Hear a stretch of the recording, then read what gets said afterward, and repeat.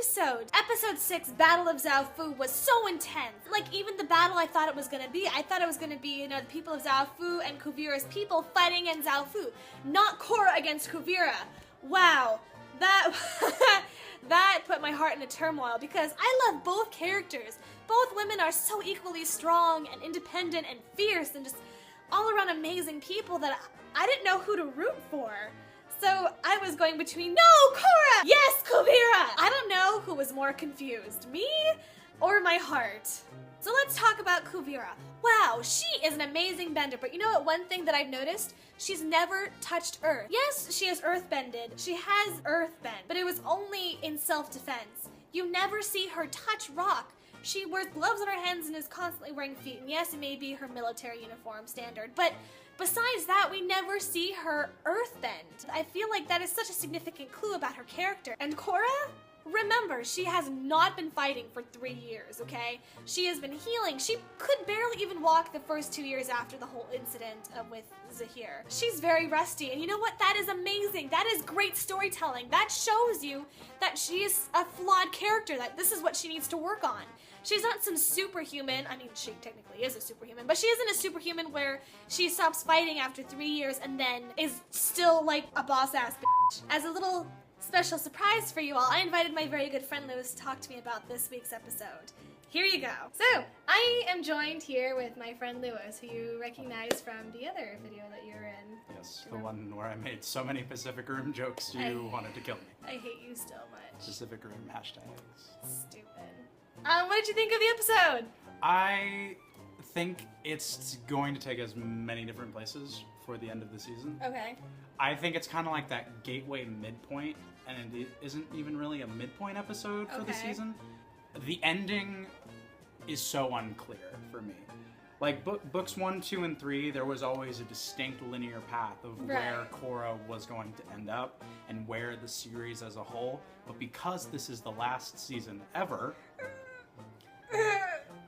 there's so much uncertainty that I feel like they're just messing with it. Follow the generic arc, and right now we're at, oh, what the hell just happened? It just messed us up ever since the ending of book 3.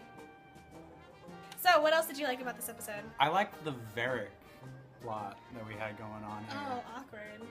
It was just really great character development. It was. Character development is what I was trying to say. Good job. It was excellent character development for him because he's always been sort of the comic relief. Even in this more serious light with Kuvira, he still remains a comedic plotline. Right. But here we actually see him being some kind of force for good. It's nice to see, like, even though it may be a little forced character arc, I really enjoyed seeing him take a total turn. Because he was all for the money. Remember? Also awkward. He was weirdly attractive this episode. Yeah, it's amazing how attractive the character can be when he's not a total idiot. Right? So I don't know, do you believe he's in love with Julie? I think that's another thing that they're gonna have to resolve with us. I feel like they should. I feel like Julie's not evil. No. I think she just is looking out for her best interests. Really, I believe, like, it's either two ways, where she's looking out for her best interests, or she was, like, thinking of a plan as soon as they got caught, and she's trying to get Varric out of whatever thing Kuvira is gonna get him into. Which I think Julie is that intelligent that she could kind of predict where, like, almost as if she knew that if she did this, Varric would do this. Right. What else? Oh, the action! Oh, there's so much action going on. I love it. Yeah, we finally have, like, legit fighting. Well, no, last episode there was legit fighting. It was more like an escape fighting, but it was still, like, really good fighting. But I mean, when I watch The Legend of Korra, I enjoy the fact that we have an avatar who really kicks ass. Because as much as I do love the original series, Aang was very much a pacifist and only fought to defend himself. Right. Whereas Korra's, like, very much an aggressive firebender, earthbender, using airbending to push her opponents. Right. It's very an aggressive style of bending, and I love it. I love it too. Speaking of animation, what were those eyes? Yes! Those eyes were the best. Who's in charge of animating that? Who sat there and penciled in those eyes on Bitar Jr.? I mean, those were probably like maybe 5 frames of animation. No, it had to be more. No, longer. It was the best! Who sat there and was like, I'm gonna make the eyes look like this? And so, like, the main thing about this whole series is, like, it's mental, not physical. So when Janora made that comment, like, well, we got the metal out of her, it's like, but there's still some psychological effects to that. Which, I mean, in my opinion, I think they've been alluding to since season 1. Right. When she was learning airbending, she could never connect to the spiritual side, which is all in here. all in. Thank you for being on it again. Would you like to do something like this again in another episode? You know what? I think I would. Yeah! Yeah! Yeah! Yeah! Okay. Bye. Bye, Lewis. Bye, Asia. Thank you, Lewis. Bye. Thank you again so much, Lewis, for being a part of this video.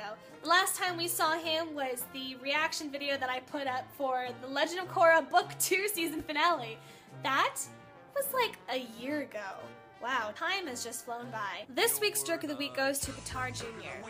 Okay, first off, how can you dishonor your father like that?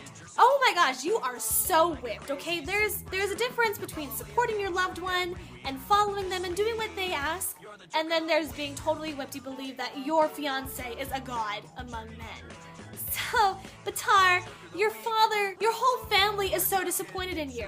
Everyone can see how bad Kuvira is, and he's just, I don't know if it's like his rebellious stage or something, but Batar Jr., you need to get your head fixed.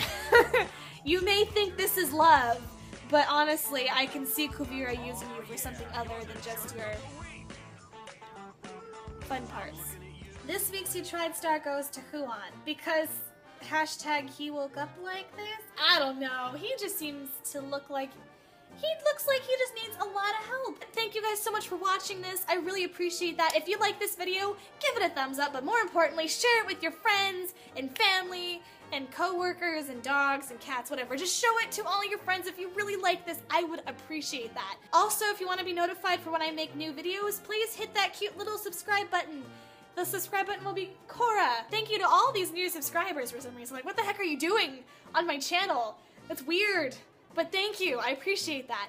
You guys have a great rest of the week, and I'll see you again with another Korra video. Quick little tip for you all, I totally forgot to say this, but my friend Maria recently started a channel, and she asked me to be part of one of her videos. And it's really cool. We did this thing called Bean Boozled, and I'm not going to give you any more hints about it, but it was disgusting, and it was a lot of fun. You should totally check it out. Here is the link to it. I hope you guys really enjoy it. Go and watch it. It's so funny. I'll see you guys later. Bye.